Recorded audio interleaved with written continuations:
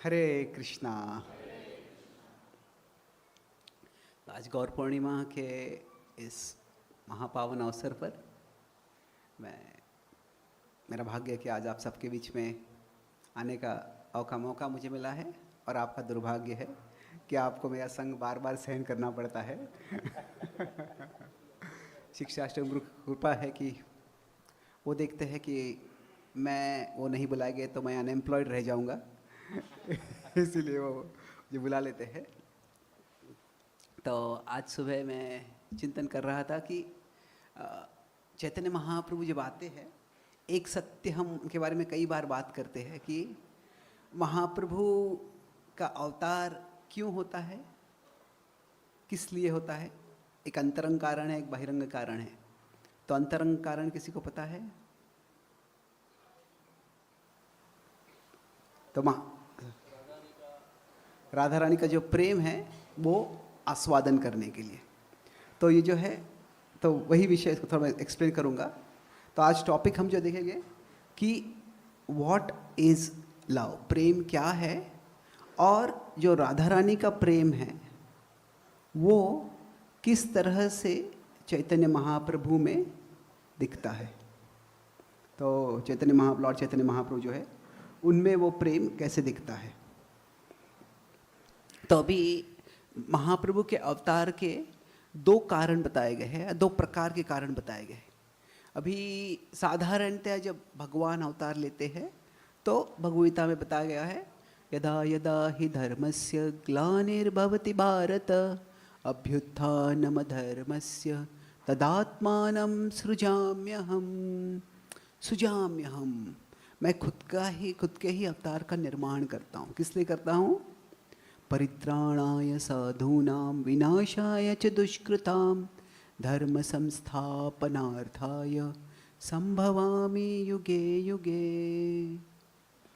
तो अभी जो अवतार का कारण है वो एक तरह से जो डिसेंट है, जो अवतार है उसका एक यूनिवर्सल कारण होता है। मतलब सब अवतार उसी उद्देश्य के आते हैं, और फिर हर एक अवतार का अपना कारण होता है। हरे कृष्ण। शिक्षाष्टम प्रभु की जय। जो यूनिवर्सल कारण होता है वह क्या है? जगत का उद्धार करने के लिए, जीवों की चेतना को ऊपर बढ़ाने के लिए। तो ये गीता के 7वें अध्याय, 4थे अध्याय के 7वें 8वें श्लोक में बताया गया है। और वह है कि इस कलयुग में, कलयुग पावन कलिमल नाशन, जो गौर हरि बताया गया है कि वो इस कलयुग में जीवों को उद्धार करने के लिए आते हैं। वो यूनिवर्सल कारण होता है। और हर अवतार का एक इंडिविजुअल कारण होता है कि वो अवतार क्यों आए हैं, उस समय क्यों आए हैं, वो क्या कर रहे हैं। तो ये जो इंडिविजुअल कारण है, मैं चैतन्य महाप्रभु के लिए ये शब्द इस्तेमाल करूंगा, महाप्रभु। तो जो इंडिविजुअल कारण क्या बताया गया है कि वो एक इंटरनल, अंतरंग कारण है कि जब कृष्ण और राधा आध्यात्मिक जगत में लीला कर रहे होते हैं तो अभी कई बार क्या होता है कि हम कुछ कार्य कर रहे हैं तो हम सब सुख चाहते हैं, पर वास्तव में केवल सुख नहीं चाहते हैं। हम अनुभव चाहते हैं, हम एक्सपीरियंस चाहते हैं, अलग अलग प्रकार के एक्सपीरियंस चाहते हैं। लोग हॉरर मूवी देखते हैं। अभी हॉरर मूवी से हैप्पीनेस नहीं आने वाला है, हॉरर आने वाला है। पर क्या है, तो हमको केवल सुख नहीं चाहिए। जरूर सुख चाहिए, पर वास्तव में हमको हैप्पीनेस जो चाहिए उसमें क्या है, हमको एक्सपीरियंस चाहिए। जो दुख से लोग परेशान होते हैं, पर बोर्डम से और परेशान हो जाते हैं कि बोर्डम मतलब कुछ एक्सपीरियंस करने के लिए है ही नहीं। तो जैसे हिंदी या मराठी में बधिर हो गया बोलते, मतलब कुछ एक्सपीरियंस ही नहीं कर पा रहा है वो। तो कोई बोलते कि कोई ऐसे बोल रहा है कुछ सेंसलेस है, तो इंग्लिश बोलते हैं by hearing you I have become dumber. तो मैं क्या हो गया, कुछ यहाँ पे कुछ सुनने के लिए, कुछ समझने के लिए, कुछ करने के लिए था ही नहीं। तो हम सब एक्सपीरियंस चाहते हैं। तो अभी कृष्ण और राधा, उनमें जो प्रेम है रानी, तो अभी जो प्रेम का अनुभव होता है, तो कृष्ण प्रेममयी राधा, राधा प्रेममयो हरि। जीवनेन धने नित्यम राधा कृष्ण गतिर्मम। कृष्ण पूर्ण राधा की प्रेम से भरे हुए हैं और राधा कृष्ण के प्रेम से भरी हुई है। ये सत्य है। पर इसमें जब कृष्ण देखते हैं कि दोनों का एक दूसरे का प्रेम है, पर जब कृष्ण देखते हैं कि किस तरह से राधा रानी मुझसे प्रेम करती है, तो वो देख के उनको लगता है कि आई एम मिसिंग समथिंग, कि मैं कुछ अनुभव करना चाहता हूं जो मैं अनुभव नहीं कर पा रहा हूं। तो क्या लगता है कि राधा रानी का प्रेम क्या है, मुझ में क्या आकर्षण है जिससे इसको ये प्रेम हो रहा है। और जब मैं रिस्पॉन्ड करता हूं, मैं भी उसके प्रेम का प्रतिसाद करता हूं। अभी क्या होता है, प्रेम कभी कभी वन साइडेड हो सकता है, एक व्यक्ति दूसरे से प्रेम करता है, पर कई मूवीज में होता है वन साइडेड लव के बारे में। पर जब हम किसी से प्रेम करते हैं और वो व्यक्ति भी हमसे प्रेम करता है, तो बड़ा आनंद होता है। अभी कोई वरिष्ठ भक्त हो गए, कोई महान संत हो गए, गुरु हो गए, हमारा उनके प्रति बड़ा आदर होगा, उनका स्नेह होगा, उनके प्रति सम्मान होगा, प्रेम भी होगा। पर कभी वो हमसे मिलते हैं, हमसे बात करते हैं, शायद उनको हमने कुछ सेवाएं याद रहती है, तो उनका हमारे प्रति प्रेम देख के और आनंद होता है। तो कृष्ण चैतन्य महाप्रभु कृष्ण जो है, सॉरी, वो क्या देख रहे हैं कि सबसे पहले what is Radha Rani's love, मतलब क्या है कि उनका इमोशन क्या है, वो वो जो भावना एक्सपीरियंस कर रही है जब मुझे प्रेम करती है, तो वो भावना क्या है। उसके साथ साथ वो देखना चाहते हैं कि मुझ में क्या अट्रैक्शन है कि जिसके कारण वो भावना वो महसूस कर रही है। अभी कभी कभी जब मैं विश्व भर में प्रचार करता हूँ तो कभी कभी थक जाता हूँ, और फिर कभी कभी एक दिन में 3-4, एक दिन में मेरे 7 क्लासेस थे, तो फिर 7वां क्लास जब दिया तो पूरा थका हुआ था, और फिर वो बाद में वो क्लास वैसे तो खत्म कर दिया और आया है, तो फिर खत्म हो जा रहा था, तो एक वक्त आए, बोले कि वो ये क्लास ने में लाइफ चेंजिंग क्लास था। लाइफ चेंजिंग, मेरा लाइफ एंडिंग क्लास था ये। तो मैं बोला कि तुमको इतना क्या अच्छा लगा इस क्लास में। फिर वो बताने लगे, अच्छा ये पॉइंट अच्छा लगा, ये पॉइंट अच्छा लगा। तो ऐसे क्या होता है, कृष्ण जाना चाहते हैं कि मुझ में क्या इतना अट्रैक्टिव है, तुम इतने अट्रैक्ट हो रहे हो। ये अहंकार की बात नहीं है, ये क्यूरियोसिटी की बात है कि कृष्ण खुद जानना चाहते हैं कि तुम इतना आकर्षित हो रहे हो, तो क्यों आकर्षित हो रहे हो। और फिर जब वो रेसिप्रोकेशन देखती है, जब राधा रानी को रेसिप्रोकेशन मिलता है कृष्ण का, तो उससे क्या आनंद होता है उसको। तो ये तीनों जो है कि वो मेरे प्रेम का क्या अनुभव है, मुझ में क्या आकर्षक है जिससे वो प्रेम का अनुभव हो रहा है, और जब मैं उससे प्रेम करते हुए देखते हैं तो उसको जो आनंद होता है, वो आनंद क्या है। तो वो कृष्ण सोचते हैं कि मैं सर्वाकर्षक हूं, और मुझसे प्रेम करते हुए राधा रानी ये सब महसूस कर रही है, अनुभव कर रही है, पर मैं ये अनुभव नहीं कर रहा हूं। तो जो आजकल सोशल मीडिया में कहते हैं लोग, शायद आपको पता है, शब्द सुना है ये, फोमो। अच्छा, आप सोशल मीडिया से, I appreciate you for your ignorance. आपके अज्ञान को। तो जो फोमो क्या है, फियर ऑफ मिसिंग आउट।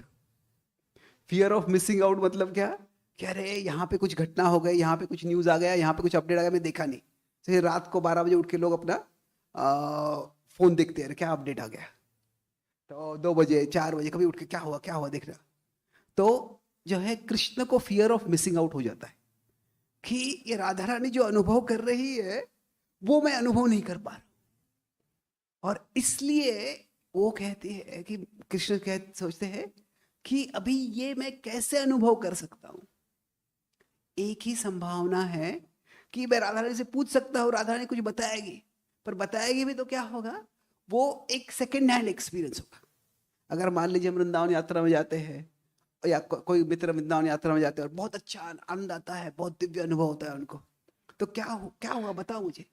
तो बताने से कुछ समझ में आता है, पर फिर भी क्या है, वो उनके बताने से हमें वो अनुभव नहीं हो रहा है, वो एक तरह से सेकंड हैंड अनुभव है। तो कृष्ण चाहते हैं कि मुझे वो खुद अनुभव करना है, और मुझे खुद अनुभव करना है, इसलिए कृष्ण क्या फैसला करते हैं कि मुझे खुद राधा रानी बनना पड़ेगा। तो मुझे क्या है, जो श्याम सुंदर है वो गौर सुंदर बन जाते हैं। राधा भाव द्युति सुवलितम नौमी कृष्ण स्वरूपम। वो राधा रानी का भाव लेते हैं और उनकी द्युति लेते हैं। द्युति मतलब उनकी ज्योति, उनकी कांति। तो इंटरनल डिस्पोजिशन और एक्सटर्नल कॉम्प्लेक्शन वो दोनों लेते हैं, और इस तरह से जो है कृष्ण वो महाप्रभु बन जाते हैं। कॉम्प्लेक्शन जो वर्ण है बदल जाता है। राधा रानी गौरांगी है, चैतन्य महाप्रभु गौरांग है। कॉम्प्लेक्शन उनका लेते हैं वो, और फिर डिस्पोजिशन। कॉम्प्लेक्शन महत्वपूर्ण है, उससे ज्यादा जो अंतरंग भाव है वो महसूस करना चाहते हैं, वो अनुभव करने के लिए जो कृष्ण है वो राधा रानी बन जाते हैं। तो अभी मतलब चैतन्य महाप्रभु में कृष्ण भी है, राधा रानी भी है, दोनों है उनमें। और ये दोनों का अनुभव जो है, दोनों है, पर कृष्ण है राधा रानी का भाव का अनुभव करना चाहते हैं। तो ये महाप्रभु के अवतार का एक तरह से अंतरंग कारण है। एक तरह से नहीं, अंतरंग कारण ही है, पर उसकी एक तरह से हम समझ सकते हैं कि क्या हो रहा है यहाँ पे। तो जो शास्त्र है, जो गीता है, भागवत है, चैतन्य चरितामृत है, इनमें एक तरह से प्रोग्रेशन है, सब गॉड के बारे में है। गीता जो है उसमें भगवान की आइडेंटिटी है, परम ब्रह्म परम भाव पुरुषम परमम भुवान। क्या है कि आप क्या है, परम ब्रह्म है कि, तो आप परम धाम है। भागवतम में क्या है, भगवान की एक्टिविटी है। भगवान कृतवान किल कर्माणि, शुरुआत में जो सवाल आता है क्या है कि इन्होंने कैसे कर्म किए। जब राम और कृष्ण आए थे, उन्होंने किस प्रकार के कर्म किए, भगवान की एक्टिविटी है।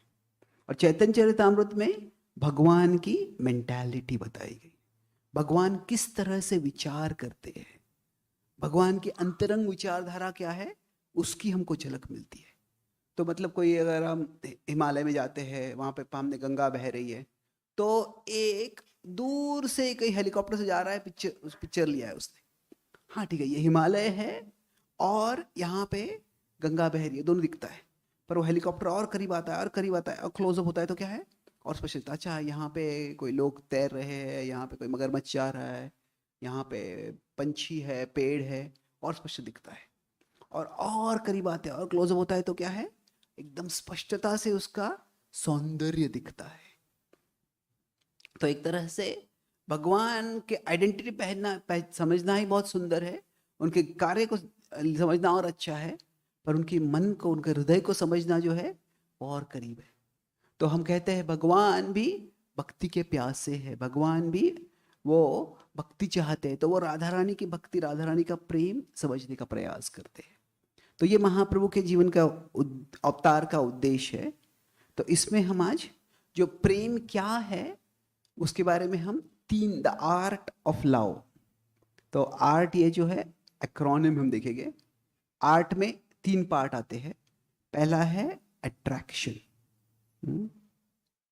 कि ये 3 पार्ट्स में हम आज देखेंगे। तो प्रेम क्या है, प्रेम कैसे वही राधा रानी में दिखता है, और वही प्रेम कैसे महाप्रभु में दिखता है। अभी प्रेम का पहला लक्षण होता है कि लव इज लाइक अ पुल। जो व्यक्ति प्रेम करते हैं किसी से, तो उसकी ओर खींचे जाते हैं, शारीरिक रूप से खींचे जाते हैं, और उसके ज्यादा मन के स्तर पे खींचे जाते हैं। वो भक्ति है भी नहीं, तो जो अट्रैक्शन होता है तो उससे रिमेम्बरेंस आता है। तो जो स्मरण करना जो है वह एक प्रेम का एक फंडामेंटल लक्षण है। और स्मरण जो है, अभी हम जो स्मरण कर रहे हैं वो प्रैक्टिस के रूप में कर रहे हैं। हमारा जो सिद्ध जो होते हैं उसमें वो रिमेम्बरेंस पुल से आता है। क्या हो रहा है, उनको मन खींचा जा रहा है भगवान की ओर।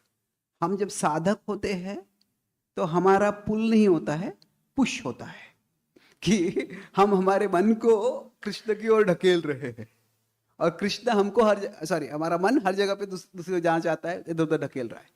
पर क्या है, प्रेम का लक्षण है स्मरण। तो attraction is seen how we feel pulled toward Krishna. तो यह जो है, ये राधा रानी में बचपन से दिखता है। हम जानते हैं किस तरह से जो, तो अभी मैं क्या पैरेलल देखने वाला हूं आज कि राधा रानी के जीवन में और महाप्रभु के जीवन में। महाप्रभु कृष्ण है, राधा रानी के भाव में, और प्रेम की दृष्टि से हम देखेंगे किस तरह से वो कार्य करते हैं। तो राधा रानी हम जानते हैं कि जब बचपन में जब उनका जन्म हुआ था तो ऐसे लग रहा था कि वो बोल नहीं सकती है, देख नहीं सकती है, निष्क्रिय थी वो। पर जब कृष्ण उनके सामने आ गए तो फिर क्या हुआ, तो तुरंत उन्होंने आंखें खोल ली और वो देखने लग गई। पहले राधा रानी रोई नहीं, हंसी, वो कुछ प्रसन्नता से कृष्ण को देख के वो हंसने लग गई। तो बचपन से नहीं, शिशुपन ऐसा कोई शब्द होता है, शिशुपन से जो है, तो उस समय से ही वह राधा कृष्ण की ओर आकर्षित थी। वैसे ही चैतन्य महाप्रभु का बचपन का नाम क्या था, निमाई। और नीम के वृक्ष के नीचे जन्म हुआ था उनका, वैसे नाम निमाई था। तो निमाई जो थे, वो निमाई जो छोटा बालक भी था, तभी क्या होता था, जब भी रोता था, तो अभी जब कोई बच्चा रो रहा है तो उसको जिस चीज से आकर्षण है वो अगर दे देते हैं तो शांत हो जाता है। तो बहुत छोटा है तो उसको क्या आकर्षण होता है, मुझे कुछ खाना है तो माँ अपने स्तन से दूध देती है, या कोई चीज खाने को देती है, या खिलौना देती है, कोई चॉकलेट देती है। तो अभी छोटे निमाई के लिए चॉकलेट क्या था, वो हरि नाम था। जब लोग हरि कीर्तन करते थे तो निमाई रोना छोड़ देते थे। तो बचपन से ही जो पुल था कृष्ण की ओर, वह दोनों में दिखता है। फिर बाद में ये राधा रानी का कृष्ण की ओर इतना आकर्षण था कि जब कृष्ण उनको छोड़ के चले गए तो राधा रानी सोचा, सारे गोपियों सोचा, राधा रानी भी सोचा कि कृष्ण ने हमें छोड़ दिया, हम भी कृष्ण को छोड़ देंगे। तो हम भी कृष्ण को छोड़ देंगे, तो उन्होंने क्या बोला कि हम कृष्ण का स्मरण नहीं करेंगे। और वो उस तरह से ये सब भगवान की वो भगवान की भार्या राधा रानी है, पर क्या है, वो नर लीला कर रहे हैं जगत में। तो बोले कि हमने सुना है कि बड़े योगी जो होते हैं वो जब आसक्त हो जाते, आसक्ति से बाहर निकलने के लिए योग ध्यान करते हैं। तो हम भी योग साधना कर रहे हैं। वो योगासन में बैठ गए, और योगासन में बैठ गए किस लिए, कृष्ण को भूलने के लिए, कृष्ण को याद करने के लिए नहीं। पर फिर भी क्या हुआ, ओ वशः, वो कृष्ण वो थोड़ा शांत बैठे थे, अचानक कोई गोपी कृष्ण के बारे में कुछ बोल लेती थी और बाकी सब कृष्ण के बारे में बोल लेते थे। तो जो सारे गोपियां हैं उनमें कृष्ण, उसमें उनमें से राधा रानी का जो कृष्ण के प्रति आकर्षण है वो सर्वश्रेष्ठ। राधिकाष्टक में बताया गया है कि सारे गोपियां कृष्ण से प्रेम करती है, पर कितना प्रेम राधा रानी का है वह देखकर सारी गोपियां आश्चर्यचकित हो जाती है। तो वो जो अट्रैक्शन है वो भूलना चाहती थी पर वो भूल नहीं सकती थी। तो वैसे ही अभी निमाई पहले उन्होंने बाल लीला की, बचपन में भी वो हरि भक्ति का बहुत लक्षण दिखाया करते थे, हरि कीर्तन से बड़ा प्रेम था। पर बाद में कुछ समय तक उन्हें पांडित्य की लीला की।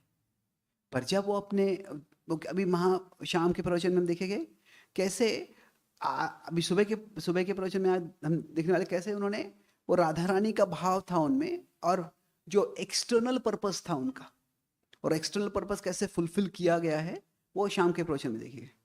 पर तो अभी तो तभी वो उन्होंने ऐसी लीला की, वो पंडित पहले बने, और 14 साल के तब इतने अच्छे पंडित बन गए वो कि तभी वो अब उनके स्टूडेंट्स थे तभी। तो अभी एक भक्त बताए थे मुझे कि वो बहुत बुद्धिमान थे, तो वो 18 साल में उनका पीएचडी हो गया।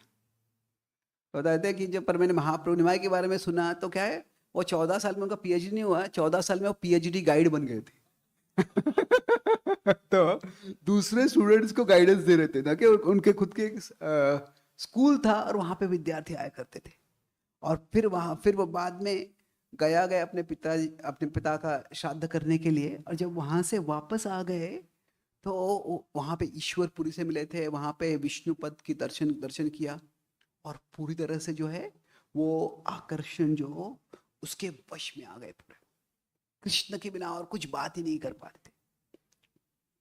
तो फिर वो अपने उनके विद्यार्थी आए, उन्होंने स्कूल को खुद ने छुट्टी दी थी, और फिर वो पढ़ाने का प्रयास करने लग गए। और जब पढ़ाने का प्रयास करते थे तो वो कुछ व्याकरण के बारे में बोलना चाहते थे और मुंह से कृष्ण की बात निकलती थी। तो अभी ये देख के कृष्ण, अभी उनके विद्यार्थी भी कृष्ण कृष्ण की बात करने लग गए। तो फिर वहां के जो वरिष्ठ थे, जगन्नाथ मिश्र नहीं थे वहां पे, तो वहां के वरिष्ठ थे वहां पे, बोले कि तुम में तो बहुत टैलेंट है कि तुम बड़े पंडित और इसी उम्र में बन गए हो, अब इसी आयु में तुम्हें इतना क्षमता है, कृष्ण भक्ति अच्छी है, पर ये कृष्ण भक्ति के वश में तुम इतने मत जाओ कि तुम अपना अपना जो काम है वो छोड़ दो। तो निमाई पंडित बोले, हाँ आप सही बात कर रहे हो, तो मैं आज से मेरे कृष्ण भक्ति और मेरे जॉब व्याकरण जो है इसमें एक पार्टीशन कर दूंगा, जॉब के समय सिर्फ जॉब करूंगा। और वो ऐसे करने का प्रयास करने लगे, पर क्या हो गया, उनके वो कुछ बोल रहे थे, कुछ समझा रहे थे, तो किसी विद्यार्थी ने उनको पूछा कि ये जो व्याकरण में इस शब्द का मूल क्या है, इसका रूट क्या है। तो जब वो मूल क्या है बताने लग गए तो बोले, उनके अवश्य उनके मुंह से वचन आए कि सारे चीजों के मूल जो है वो कृष्ण है। और फिर कृष्ण का गुणगान करने लग गए वो। तो फिर वो काफी समय तक कृष्ण का गुणगान करते गए, और फिर जब वो रुके, क्या बोला मैंने, तो बोले आपने व्याकरण नहीं बोला, पर जो वो बोला उससे हम व्याकरण भूल गए। तो उनके विद्यार्थी बोले, तो बोले तो मैं अभी आपका शिक्षक नहीं हो सकता भाई।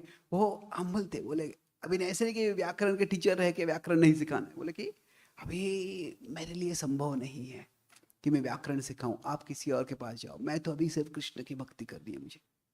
तो उनके विद्यार्थी उनसे इतने आकर्षित हो गए थे, उनके आकर्षण से इतने प्रभावित होके इतने आकर्षित हो गए थे, बोले हमें भी व्याकरण नहीं सीखना है, अभी आप जो सिखाएंगे वही हमें सीखना है। तो ये जो है अट्रैक्शन है, ये कंटेजियस होता है कि जो एक में किसी की आकर्षण होता है तो वो दूसरों के पास जाता है। प्रभुपाद जी के में कृष्ण का प्रेम इतना था कि जिन लोगों ने कृष्ण के बारे में कुछ सुना नहीं था परदेश में, वह कृष्ण के प्रेम में पूरे एक तरह से पागल हो गए, उन्मत्त हो गए। तो जो अट्रैक्शन है वो राधा रानी का जो क्या, दोनों में राधा रानी और कृष्ण में क्या सिमिलैरिटी है कि जो अट्रैक्शन है वो कैसे है, वो ओवरवेलमिंग है, वो जो ऐसे है कि अवशः है, वो ऐसा अट्रैक्शन है, ऐसा आकर्षण है कि उसको वो खुद न चाहे तो भी नियंत्रण नहीं कर सकते। एक ऐसा पुल है जो भगवान कृष्ण की ओर खींचता था, वही राधा रानी के जीवन में हमेशा था। तो ये अभी राधा रानी का प्रेम क्या है कृष्ण के प्रति, वो हाँ वो बहुत ऊंचा स्तर है वो, पर हम उसका हमारे स्तर पे जो समझ सकते हैं उसका हम विश्लेषण कर रहे हैं। तो ये पहला पॉइंट था। क्या एक्रोनिम था, किसी को याद है? Art of love, yes. तो ए था अट्रैक्शन, दूसरा है रिस्पॉन्सिबिलिटी, कि love is not just what I feel for you, love is also what I do for you। न केवल मैं आपके प्रति क्या अनुभव करता हूं, क्या भावना है मेरी, पर मैं आपके लिए क्या करता हूं। तो अभी जब राधा रानी जब छोटी थी, बचपन से ही वो उनकी माँ जो थी कीर्तिदा, वो कुकिंग करती थी। अभी उनको उनकी माँ को भी कुकिंग करने की जरूरत नहीं थी, क्योंकि वो भी बरसाना की रानी थी, तो उनके भी सेविकाएं थे, पर वो स्वयं वो रसोई में जाके कुकिंग करती थी और रसोई करती थी। और फिर वहां पे राधा रानी बचपन से सीख गई। और जब एक बार कृष्ण के परिवार को, नंद महाराज को, यशोदा माई को ऋषि भानु ने बुलाया कि आप आओ हमारे घर में लंच के लिए। तो जब आए तो तभी यशोदा ऐसा वो सब मिले, और फिर यशोदा और वो कीर्तिदा जो है वो अंदर चले गए। और जब वो किचन के एरिया में गए तो उन्होंने देखा कि बहुत से व्यंजन बनाए थे, और वह देख के वो बहुत प्रसन्न, यशोदा बहुत प्रसन्न हो गई। और फिर वो बोले कि, और सब दिखा रहे थे, और फिर एक सेपरेट कमरा था और वहां पे राधा रानी कुकिंग कर रही थी, और राधा रानी ने स्वयं अनेक व्यंजन बना लिए थे। और फिर यशोदा में इन्हें ऋषिभान कीर्तिदा से कहा कि राधा रानी का जो शरीर है वह तो एक कोमल रोज गुलाब के समान है, और ये जो है ये चूल्हे में कुकिंग करते करते वो एक तरह से सूखे, उनका शरीर जो है वो एक सूखे गुलाब के समान बन जाएगा। तुमने राधा रानी को कुकिंग करने को क्यों लगाया है, वो तो इतनी कोमल है। कि कीर्तिदा ने कहा मैंने उसको कुछ भी कुकिंग करने को नहीं बोला। जब वो उन्होंने सुना कि आप सब आ रहे हैं तो वो स्वयं बोले कि मैं कुकिंग करने वाली हूँ। तो ठीक है, कुकिंग करना था तो एक स्पेशल आइटम बना सकते थे, वो इतने सारे राधा रानी कुकिंग करने की क्यों जरूरत थी। बोले कि नहीं, ये सारे स्पेशल आइटम है, जो हमारा मेन कुकिंग है वो उधर हो रहा है। तो राधा रानी ने अनेक स्पेशल आइटम बना लिए थे। तो फिर जब वो देखा तो वो देख के, राधा के बारे में यशोदा ने सुना था बचपन से, कि देखा भी था कैसे कृष्ण को देख के पहले उसने आंखें खोली थी, पर जब ये सेवा भाव देखा तो फिर यशोदा ने कहा राधा रानी से, तुमने भी कुकिंग सीख लिया है, अभी मैं तुमको सर्विंग सिखाऊंगी, कैसे सर्विंग करना है। अभी ये क्या भाव था कि पूरा जो वृंदावन था एक तरह से ब्रजवासियों का एक बहुत बड़ा काम था कि they were matchmakers for Radha and Krishna, कि किस तरह से राधा और कृष्ण को साथ में लाना है। तो यशोदा का भाव था क्या, मैं तुमको सर्विंग सिखाऊंगी, मतलब क्या, तो भाव था कि तुम जाके कृष्ण को सर्व करो, और थोड़ा कृष्ण से that way you can have some reciprocation. तो अभी यशोदा के राधा के साथ उसके सखिया थी, ललिता थी, विशाखा थी, बाकी सब सखिया थी, चित्रा, इंदुलेखा, वो सब भी सर्विंग कर रहे थे। तो जब सर्विंग का भाव आता, जब कृष्ण को सर्विंग का सब लोगों को सर्विंग कर रहे थे, नंदा महाराज को सर्विंग करते थे, बलराम जी को सर्विंग करते थे, जब कृष्ण को सर्विंग करना होता था तो राधा रानी थोड़ी शाय हो जाती है, और फिर वो बोलती है ललिता तुम जाके सर्वन करो, और यशोदा देख रही, नहीं नहीं तुम जाके कृष्ण को सर्वन करो।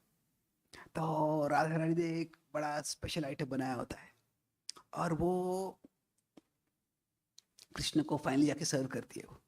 और फिर जब सर्व किया है तो बाद में क्या होता है, वो जाके देखती है, देख रही होती दूर से फिर, और कृष्ण खाते हैं तो ऐसा मुंह टेढ़ा कर देते, तो राधा रानी को जैसे हार्ट अटैक आ जाता, क्या हो गया, क्या गलत हो गया।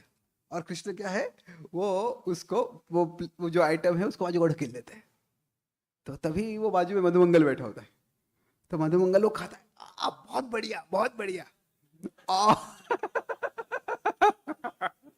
तो जो कृष्ण है वो राधा रानी को थोड़ा टीज कर रहे हैं, और कहो कि ये जो है स्वादिष्ट व्यंजन है, पर वो ऐसे दिखा रहा है कि स्वादिष्ट नहीं है वो।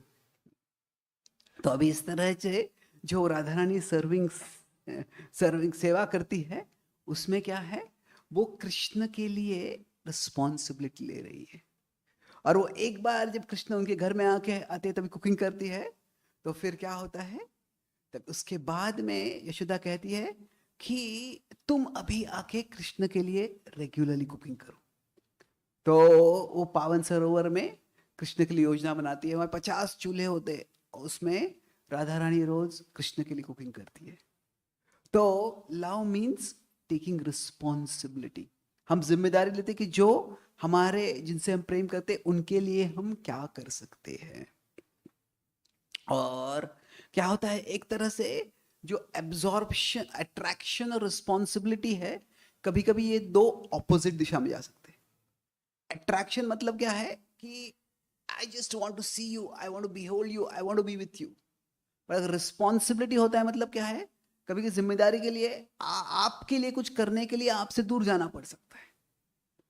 तो अभी जो होता है, क्या होता है लव में, अनेक इमोशंस होते हैं। लव में एक तरह से एक यूनियन होता है, पर उसमें हम जो जिससे हम प्रेम करते हैं उनके करीब आते हैं, पर लव में टेंशन भी होता है। टेंशन क्यों होता है? अभी एक टेंशन का कारण होता है कि जो अट्रैक्शन जो हम बता रहे हैं, और दूसरा क्या है? रिस्पॉन्सिबिलिटी। ये दोनों जो है ये ऑपोजिट दिशा में खींच सकते हैं। कि अब मान लीजिए कि कोई और बहुत अच्छा कीर्तन चल रहा है और हमें कीर्तन में बहुत दिव्य अनुभव हो रहा है, और तभी कोई आके हमको कोई सवाल पूछता है कोई सेवा के बारे में, ये कैसे करना है, ये कब करना है। तो अभी अगर हमारी जिम्मेदारी है तो कीर्तन से बाहर आके हम करना पड़ेगा। तो क्या है, अट्रैक्शन और रिस्पॉन्सिबिलिटी है, ये कभी कभी दो अलग अलग दिशा में खींच सकते हैं। तो वैसे ही राधा रानी के साथ होता है।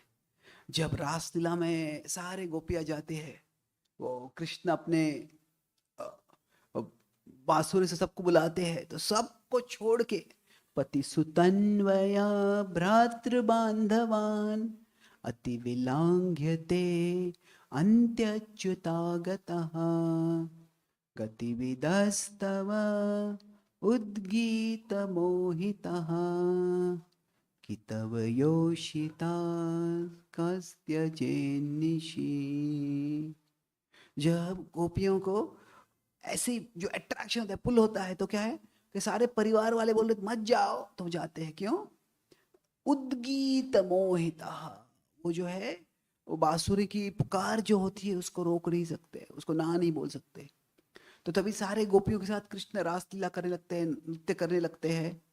और उस समय फिर कृष्ण बाकी सारी गोपियों को छोड़कर अकेले राधा रानी के साथ जाते हैं। और अभी इसका बाह्य स्तर पे वर्णन आता है कि वो गोपियां गर्वित हो जाती है, इसलिए कृष्ण उनको छोड़ के जाते हैं, और फिर राधा रानी गर्वित हो जाती है तो कृष्ण उनको भी छोड़ के जाते हैं। अभी इसका अंतरंग अर्थ भी है जो आनंद वृंदावन चंपू में कवि कर्णपुर ने दिया है। और वो कहते हैं कि वास्तव में गोपियां सोचती है कि हाँ कृष्ण हम सबसे प्रेम करते हैं, हम सब कृष्ण से प्रेम करते हैं, पर जो प्रेम राधा रानी का है वो स्पेशल है। तो इसीलिए क्या है कि हमें चाहिए कि राधा रानी के साथ कृष्ण को कुछ प्राइवेट टाइम मिले। तो इसीलिए वो गर्वित होने का ऐसे अट्टहास करते हैं, जिससे कि कृष्ण उनको छोड़ के जाते हैं। तो वो राधा रानी कृष्ण को कुछ स्पेशल अपना टाइम देना चाहते हैं। और जब राधा रानी देखती है कि कृष्ण के साथ कृष्ण बाकी सबको छोड़ के मेरे साथ आए हैं, मुझे स्पेशल अटेंशन दे रहे हैं, तो उनको बड़ा आनंद होता है, बड़ा आनंद होता है। पर साथ साथ क्या होता है, उनको लगता है कि how can I enjoy Krishna alone, कि मैं, मेरे सारे सखियां हैं, वो कृष्ण के विरह में व्याकुल हो गई होगी, आतुर हो गई होगी, वो किस दशा में होगी। वो जब उस दशा में है तो मैं कैसे कृष्ण के साथ उनका संग का आनंद ले सकती हूँ। इसीलिए राधा रानी जो है वो थोड़े धीमे होने लगती है, वो अलग बहाने करने लगती है, कृष्ण हम ये देखते हैं वो देखते हैं, जिससे कि उनको लगता है कि बाकी उनकी सखिया जो है गोपियां है वो ढूंढ रही है हमको, वो हम तक पहुंच जाएगी।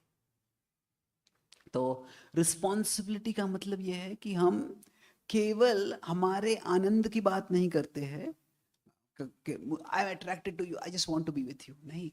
अभी कृष्ण जो है, कृष्ण के लिए हमारी जिम्मेदारियां है। तो प्रभुपाद जी को हम देखते इतना अट्रैक्शन था कि जब उनका ग्रेजुएशन हुआ तो ग्रेजुएशन के बाद क्या होता है, लोग पार्टी को जाना चाहते हैं, यहाँ जाना है वहाँ पर जाना है, ये करना है। प्रभुपाद जी का ग्रेजुएशन पार्टी क्या था, वो जगन्नाथपुर जाना था। वो देख रहे थे कौन से ट्रेन है, उसका कितना क्या टाइम है, कितना खर्चा है, कितना बजे, कितने पैसे से मैं जा सकता हूँ। तो उनको धाम जाना वो पहले से अट्रैक्शन था। और वो जो वृंदावन में रह रहे थे बड़े आनंदित थे, पर क्या था, उनका रिस्पॉन्सिबिलिटी था कि मुझे प्रचार करना है।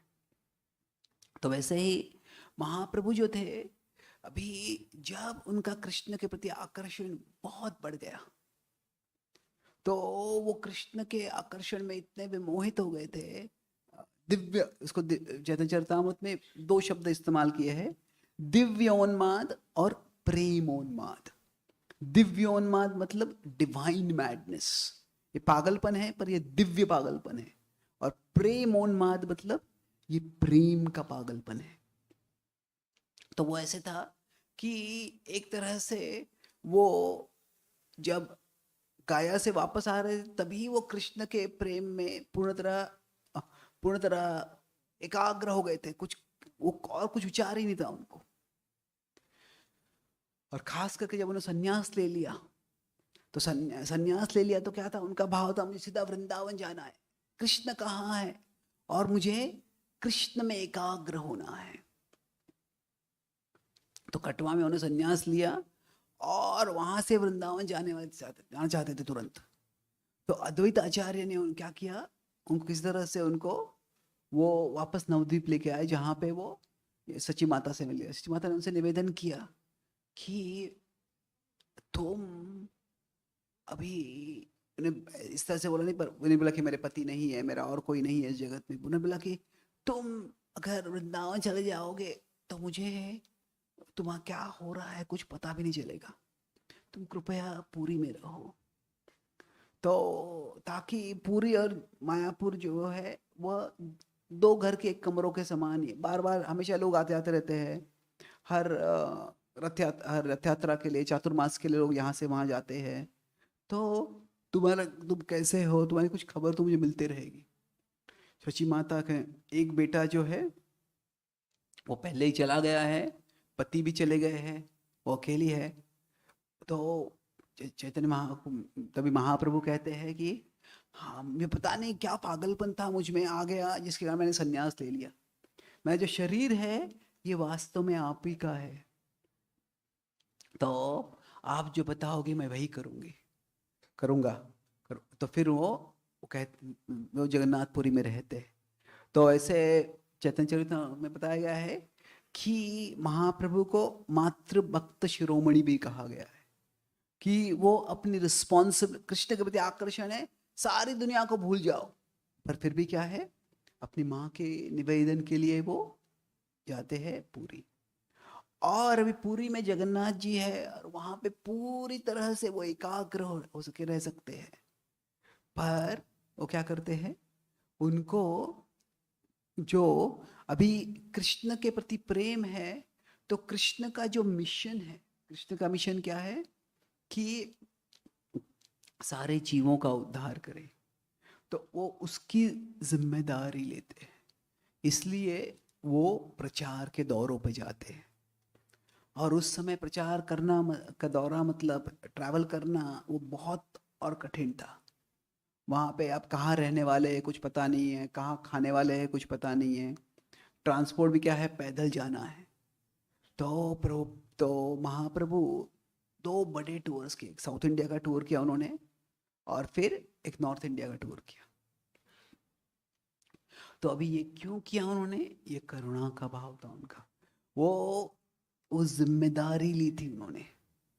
अभी व्यवहार वो हर जहाँ पे गए तो इनका एक पार्षद, उनका एक सर्वेंट था उनके साथ जो थोड़े लॉजिस्टिक्स देखता था। पर फिर भी क्या है कि खुद हर नई जगह पे जाना है, जो व्यवहारिक चीज़ें होती है, जो प्रैक्टिकल चीज़ें होती है, वो कई बार उसमें मन इतना लग जाता है कि लगाना पड़ता है प्रैक्टिकल चीज़ों के लिए, कि हमें भगवान में एब्जॉर्प्शन में इंटरप्शन होता है। तो फिर भी क्या है, वो सर्विस के लिए वो जो रिस्पॉन्सिबिलिटी उन्होंने ली थी, और ये रिस्पॉन्सिबिलिटी ऐसे ली कि ऐसे नहीं कि वो केवल जो शुद्ध लोग हैं उनसे जाके मिलते हैं। अभी हम जब ट्रैवल भी करते हैं तो क्या है कि कभी कभी वो कह सकते हैं कि मैं सिर्फ जो भक्त है उनसे मिलूंगा, उनको आगे प्रेरणा दूंगा, अच्छी बात है। पर महाप्रभु का भाव था दीन ही न यथा चीलो हरि नाम में उद्धारी लो, तार साक्षी जगाई मदाई। तो जैसे जगाई मदाई का उन्होंने नवद्वीप में उद्धार किया था, महाप्रभु ने सोचा कि मैं एक जगह पे रह के यहीं पे नहीं, सारे भारत भर में प्रवास करूंगा। तो अभी महाप्रभु ऐसे करते हुए वो कहाँ गए, जब भी देखिए कि जब महाप्रभु ने ट्रैवल किया तो वो वाराणसी, अभी रिस्पॉन्सिबिलिटी का हम भाव देखते हैं इसमें, किस तरह से महाप्रभु वाराणसी में 2 बार गए। ये दिलचस्प है कि महाप्रभु, सारा उनका नॉर्थ इंडिया टूर था वृंदावन जाने के लिए, वो वृंदावन में एक ही बार गए, पर वाराणसी में 2 बार गए। कह सकते हैं कि वाराणसी, ये वृंदावन जाने के रास्ते में वाराणसी है, नॉट एग्जैक्टली, अगर आप बंगाल से जा रहे हैं तो, पर वाराणसी महाप्रभु 2 बार गए। क्यों? वो एक तरह से जो सारी जगह पे महाप्रभु प्रचार करने गए, और उनमें जो वाराणसी था वो एक तरह से टफेस्ट था। वाराणसी बहुत पवित्र जगह है, और प्रभुपाद जी प्रभुपाद जी ने एक बार कहा है कि Varanasi is the Vrindavan of the Mayavadis, कि जो वैष्णव भक्त, कृष्ण भक्तों के लिए वृंदावन है, वो मायावादियों के लिए वो वाराणसी है। वहां पे मायावाद का स्ट्रॉन्ग होल्ड है वहां पे, तो वहां पे मायावाद बहुत शक्तिशाली है। और पहली बार जब महाप्रभु वहां पे गए, तो वो कृष्ण जहां भी जाते थे तो वो कृष्ण कीर्तन करते थे, तो क्या होता था कि लोग आते थे और लोग आकर्षित होते थे, सबको वो प्रेरणा देते, कीर्तन करो कीर्तन करो, और सब कीर्तन करने लग जाते थे। और दिव्य आनंद का एक तरह से बताया कि महाप्रभु के वाणी से, महाप्रभु के हृदय से एक प्रेम के सागर का प्रवाह होता था, और फिर वो उसमें सारे लोग आप्लावित हो जाते थे। अभी जो सब जगह पे हुआ वो वाराणसी में भी हुआ।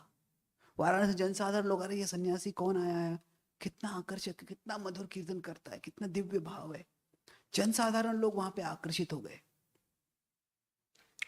पर क्या होता है कि वहां पे वाराणसी के लीडर्स होते हैं, तो वो बोले कि अरे ये क्या, तो सन्यासी है, तो भावुक है, ये नाच रहा है, गा रहा है, ये अश्रु आ रहे हैं, ये भावुक है। ये उस समय भाव क्या था, वो अभी जो मायावाद था वो छठे 6-7 सेंचुरी से शंकराचार्य ने प्रस्थापित किया, वो बुद्धिज्म को खंडन करने के लिए जरूरी था उस समय। पर जो मायावाद का तत्वज्ञान है वो जनसाधारण लोगों को ज्यादा समझ में नहीं आता है। तो इसीलिए क्या मायावाद, पहले मायावाद का भाव ऐसे था कि सारे मार्ग जो है छोड़ने हैं आपको, सिर्फ ज्ञान मार्ग से ही मायावाद की प्राप्ति करनी, जो ब्रह्म की प्राप्ति करनी है। पर जैसे 8, 9, 10, 11 सेंचुरी तक आ गए, तो मायावाद स्टार्टेड इंक्लूडिंग भक्ति। बोले कि है क्या है कि जो अभी जनसाधारण लोग तो जो तत्वज्ञान जो है, मायावाद का तत्वज्ञान सब कुछ एक है, वो जो है समझना उनको बड़ा मुश्किल था। तो बोले कि तुम भक्ति करो। तो क्या भाव था उनका, भक्ति ये मुक्ति के लिए एक मार्ग है। और आप भक्ति कब करो, जो लोग मायावाद का तत्वज्ञान समझने के लिए बुद्धिमान नहीं है वो भक्ति कर सकते हैं। और आप सब भक्ति करो, बाद में आप थोड़े और इवॉल्व हो जाओगे, आप स्पिरिचुअली एडवांस हो जाओगे, तो फिर तो मायावाद का क्या ज्ञान है वो समझने के लिए पात्र हो जाओगे। तो वो भाव था। तो भक्ति, थोड़ी बहुत भक्ति का भाव था, भक्ति कार्य थे वो वाराणसी में भी थे। पर क्या है, भक्ति को एक सेकेंड रेट सिटीजन जैसे, सेकेंड ग्रेड एक्टिविटी बताया जाता था, तुम ये नहीं कर सकते तो ये करो। तो अभी जब महाप्रभु भक्ति का भाव करके कार्य कर रहे थे, भक्ति का नृत्य कर रहे थे, गा रहे थे, तो वहाँ के जो लोकल जो सन्यासी थे, तो उन्होंने, अभी क्या है कि हम अभी शायद अगर आप यहाँ पे सत्संग में आते हो, और कोई डिवोटी है, कोई भक्त है, या कोई स्पिरिचुअल टीचर है, उनके प्रवचन आप सुनते हैं, आपको अच्छा लगता है, तो फिर आप आपके यहाँ पे आपके जो गाइड्स हो गए, सीनियर डिवोटीज हो गए, जिन्होंने भक्ति मिला है, उनको बताएगी शायद मैंने इनका प्रवचन सुना, मुझे बहुत अच्छा लगा, या उनसे मैंने किया, तो फिर वो शायद आपको बताएगी, अच्छा ये जो है ना, ये वास्तव में भक्ति का तत्व ज्ञान नहीं बता रहे, ये कुछ वो अच्छा बोलते हैं पर उसमें कुछ सत्य नहीं है, ये नहीं है, ऐसे गलत है कुछ, वो हमको गाइड करेंगे, कभी कभी क्वेश्चन करेंगे, ये आप जो कर रहे हैं सही है, अच्छा नहीं है, गलत है, हाँ इनका आप प्रवचन बहुत सुन सकते हो। तो क्या हुआ, जो मायावादी की जो मायावाद के जो लीडर्स थे वहां पे, जो सन्यासी थे, वो सब महाप्रभु को डिसअप्रूव करने लगे, बोले कि महाप्रभु का ये भावुक है। और फिर क्या था कि ये सन्यासी है, ये बाकी हम सन्यासियों का संग करने के लिए नहीं आ रहा है, रास्ते में नृत्य कर रहा है। और फिर उन्होंने देखा कि अब ये जो सन्यास भी लेते थे तो अलग अलग संप्रदाय हुआ करते थे, तो उनमें से महाप्रभु का सन्यास था वो एक इतने ऊंचे संप्रदाय में नहीं था। महाप्रभु सन्यास लेता तो ये तो इस संप्रदाय का सन्यास ही है, कोई बड़ी बात नहीं, कोई कोई कोई नथिंग स्पेशल अबाउट इट। तो अभी महाप्रभु वाराणसी में थे, उनके वो जब कीर्तन करते थे, पहले दिन दूसरे दिन बहुत लोग आए, पर बाद में लोग आना बंद हो गए। तो जब महाप्रभु वाराणसी से निकले तो थोड़े मायूस हो गए थे। वो कह रहे थे कि उनका भाव था कि मैं यहाँ पे जो प्रेम के कृष्ण प्रेम है वो आम के रूप में बोल दे, वो क्या है कि आम के फल के समान है, और मैं उसका वितरण करने के लिए आया, और मैं ये बहुत से आम के फल लेके आया हूँ, पर यहाँ पे कोई आम का फल लेने वाला है ही नहीं। तो मेरे पास इतने फल है कि मैं अकेला खुद सबको नहीं दे सकता, मुझे और लोग चाहिए कि हम ये सब वितरण कर सके। पर यहाँ पे जो लोग हैं ना मुझसे ले रहे, ना कोई मुझे सहयोग करने आ रहा है देने के लिए। तो ऐसे महाप्रभु उदास होकर चले गए। तो जब हम रिस्पॉन्सिबिलिटी लेते हैं तो कई बार ऐसे होता है कि हमारे प्रयास के बावजूद यश नहीं मिलता है। फिर महाप्रभु वृंदावन जाते हैं, और वृंदावन में बहुत दिव्य कृष्ण में पूरा एब्जॉर्प्शन हो जाता है। तो कभी क्या होता है, हम रिस्पॉन्सिबिलिटी और एब्जॉर्प्शन में टेंशन होता है कभी। तो रिस्पॉन्सिबिलिटी अगर हो नहीं रही है, तो रिस्पॉन्सिबिलिटी अगर नहीं, सक्सेस नहीं आ रहा है, तो फिर क्या होता है, हम कई बार हम दो दिशा में जा सकते हैं। सक्सेस अगर नो, तो हम फ्रस्ट्रेशन में चले जाते हैं। पर दूसरा ऑप्शन क्या है, नो भी हो रहा है तो हम और एब्जॉर्प्शन में चले जाए कि ठीक है मुझे और कृष्ण में एकाग्र होना है, कृष्ण का और स्मरण करना है। फिर कृष्ण मुझे शक्ति देंगे, कृष्ण मुझे बुद्धि देंगे, कृष्ण मुझे मदद करेंगे। तो महाप्रभु वृंदावन गए, और वृंदावन से वो वापस वाराणसी आए। और जब वो पुनः वाराणसी आए तो तभी जो है एक चमत्कारिक परिवर्तन हो गया। तभी क्या हो गया, जब वो वाराणसी आए तो पिछली बार जब आए थे तो कई भले ही वहाँ के जो मेन लीडर्स थे वहाँ उन्होंने डिसअप्रूव किया था, पर कुछ लोग थे वो उनको अप्रिशिएट करते थे। तो वहाँ पे हमारे महाराष्ट्रियन ब्राह्मण ने कुछ किया था, तो वो उसने सोचा कि क्या है कि ये जो मायावादी सन्यासी थे वो बोल रहे थे कि ये तो लो क्लास का सन्यासी है। अभी ये सन्यासी तो बड़े होते हैं, लो क्लास का सन्यासी का मतलब क्या है। अभी कैसे होता है कि अभी मान लीजिए कोई पीएचडी है, तो साधारण लोगों के लिए पीएचडी बहुत बड़ी डिग्री है, पर क्या है कोई पीएचडी कोई छोटे से कहीं छोटे से शहर में कोई कॉलेज है वहाँ से किया है, और पीएचडी किसी ने आईआईटी से किया है या हार्वर्ड से किया है। तो एक तरह से सब पीएचडी एक है, पर दूसरी तरह से सब पीएचडी में बहुत फर्क है। जो किसी ने आईआईटी से पीएचडी किया है, उसने वो किसी छोटे से कॉलेज से किसी ने पीएचडी किया है, उसको कोई आदर देगा ही नहीं। तो क्या हो रहा था, महाप्रभु जो थे, महाप्रभु से वो बड़े सन्यासी वहाँ के जो सन्यासी मिलने आ नहीं रहे थे, और जो महाप्रभु थे वो सोचते ये सब मायावादी है, मुझे इनसे नहीं मिलना है। तो इसीलिए अभी वो सोचा कि ऐसे जो मिसअंडरस्टैंडिंग हो रहा है कि उन्होंने महाप्रभु की निंदा की है, तो महाप्रभु वापस आ गए तो मैं इसको सुलझा दूंगा। तो उसने निवेदन किया कि महाप्रभु को कि आप कृपया मेरे घर में प्रसाद के लिए आ जाओ। और फिर उसने वहाँ के जो बड़े मायावादी सन्यासी उनको भी अपने घर में प्रसाद के लिए बुलाया। और जब तो बेसिकली क्या है, दो लोगों में कुछ महाप्रभु के दृष्टि से कोई मिसअंडरस्टैंडिंग नहीं था, पर जो मिसकम्युनिकेशन था, मिसपरसेप्शन था, जो गलत धारणा थी, उसको सुलझाने के लिए उन्होंने ऐसी योजना बनाई। और जब ये योजना बनाई तो महाप्रभु आए, बाकी सब सन्यासी आ चुके थे, और महाप्रभु आए, और वो बाकी लोग सब जब जहाँ पे अपने पैर धोते थे वहां पे आके बैठ गए। मतलब क्या है, ये नम्रता का भाव था। और तभी महाप्रभु वहां पे बैठे, और मानो उनके शरीर से ऐसी ज्योति निकलने लग गई कि वो इतनी कांतिमान ज्योति थी। जो मायावादी होते हैं वो ब्रह्म ज्योति की ओर आकर्षित होते हैं। तो उनको लगा यार ये कितने कांतिमान सन्यासी कौन क्या कहे। तो बोले महोदय आप वहां से आप वहां पे क्यों बैठे हो, आप यहाँ क्या क्यों बैठे हो। नहीं बोले वो आप महान सन्यासी है, मैं तो छोटा सा हूँ। तो वो महाप्रभु बोले मुझे यहाँ पे बैठने दो। तो अभी महाप्रभु's humility attracted their service attitude। तो वो सन्यासी उठे, नहीं नहीं आप, उन्होंने महाप्रभु को हाथ लिया, उठाया और उनको वहां पे अपने पास में बिठाया। तो इस तरह से महाप्रभु धीरे धीरे उनके हृदय को ओपन करने लगे। तो पहले अपनी नम्रता थी, पहले फिर अपनी कांति दिखाई उन्होंने, और फिर वो कांति दिखाने के बाद उन्होंने क्रांति कर दी।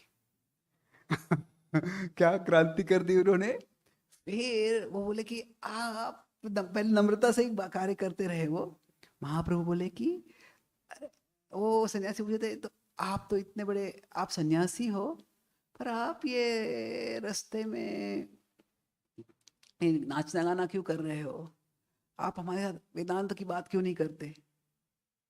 तो वो बोले कि मेरी जब दीक्षा हुई तो मेरे गुरु ने मुझे कहा कि तुम्हारा वो ईश्वर ने कहा था तुम्हारा कृष्ण के प्रति इतना आकर्षण है कि तुम कृष्ण का ही कीर्तन करो। तो मेरे गुरु ने कहा कि तुम और कुछ नहीं कर सकते तो तुम कृष्ण का ही कीर्तन करो। तो जो मेरे गुरु ने बुलाया है वही मैं कर रहा हूँ। तो वो सुन के वो मायावादी सन्यासी तो शांत हो गए। क्या है वे अभी क्या है, वैष्णव मायावाद तत्व ज्ञान के स्तर पे फर्क है, पर अनेक समानता है। एक है गुरु निष्ठा, कि जो भी गुरु है गुरु के आदेश के प्रति समर्पण होना चाहिए। तो देखिए क्या, तो ये सन्यासी हमसे दूर रह रहा है, ये इसलिए नहीं है कि ये खुद को इतना गर्वित मानता है कि हमसे मिलने भी नहीं आता है। कोई गेस्ट किसी अभी को कोई, हाँ हम किसी शहर में जाते हैं और उस शहर में कोई बड़ा सेलिब्रिटी है, उससे मिलने का भी प्रयास नहीं करते। सेलिब्रिटी नहीं कोई, अब किसी के घर में जाते हैं और घर में रह रहे पर उस घर के जो एल्डर है मतलब दादा वगैरह, उनसे मिलने भी नहीं जाते। तो लगा कि वो एक तरह से उनका अपमान अमान नहीं कर रहे ऐसे लगे। तो बोले कि ये बोले ऐसा भाव नहीं था इनका, और ये नृत्य क्यों कर रहा है, ये ऐसे नहीं कि भावुक है, मैं गुरु निष्ठा है। तो स्लोली जो है अप्रिसिएशन आने लग गया। तो प्रभुपाद जी कहते हैं जब हम प्रचार करते हैं तो कुछ कुछ लोग प्रचार डायरेक्टली सुनते हैं, कुछ लोगों को हम एजुकेशन दे सकते हैं, पर कुछ लोगों में हम अप्रिसिएशन क्रिएट कर सकते हैं। भले ही वो एजुकेशन स्वीकार नहीं कर रहे हैं, मतलब जो हम बता रहे हैं वो सीख नहीं, हम ज्ञान बताते हैं वो सीखते नहीं है, पर कुछ ना कुछ तो सकारात्मक भाव में हम जागृत करना है। तो फिर बोले फिर भी तुमने अपने गुरु से क्या सिखाया, वेदांत की हम थोड़ी बात करते हैं। तो महाप्रभु बोले मुझे तो वेदांत के बारे में कुछ पता नहीं है। तो फिर वहां पे जो सन्यासी बोले कि हमारे जो सन्यासी है यहाँ पे लीडर वो प्रकाशानंद सरस्वती जी है, ये बड़े विद्वान है, ये तो आपको वेदांत के बारे में बताएंगे। और फिर वो वेदांत के बारे में बात करने लग गए और महाप्रभु ने सुना। और फिर बोले अभी तुमको क्या, तुम्हारा क्या विचार है इसके बारे में। तो बड़ी नम्रता से महाप्रभु बोले, पर जब उन्होंने जो वेदांत सूत्र जो है उसका अर्थ वो समझाने लग गए, वो इतनी स्पष्टता से इतने शास्त्रनिष्ठ पद्धति से वो अर्थ समझाने लग गए कि ये प्रकाशानंद बड़े मायावादी स्कॉलर थे, पर उनमें इंटेलेक्चुअल ऑनेस्टी था कि मैं ये अर्थ दे रहा हूँ, बौद्धिक स्तर पे प्रामाणिकता थी कि मैं ये अर्थ बता रहा हूँ इसका हूँ, पर अभी ये महाप्रभु जो अर्थ बता रहे हैं ये वास्तव में और लॉजिकल है और स्क्रिप्चुरल है, शास्त्र के आधार पर, तर्क के आधार पर, दिस मेक्स मोर सेंस।